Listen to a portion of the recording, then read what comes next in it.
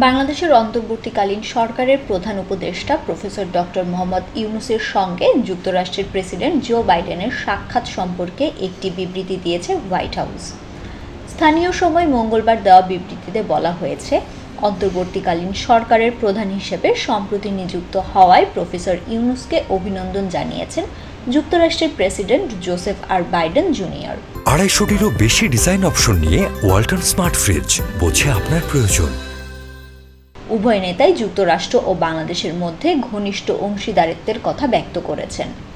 এই অংশীদারিত্বের শিকড় গেঁথে আছে অভিন্ন গণতান্ত্রিক মূল্যবোধ এবং জনগণের সঙ্গে জনগণের শক্তিশালী বন্ধনের মধ্যে। দুই দেশের সরকারের মধ্যে আরও সম্পৃক্ততা বাড়ানোকে স্বাগত জানিয়েছেন বাইডেন।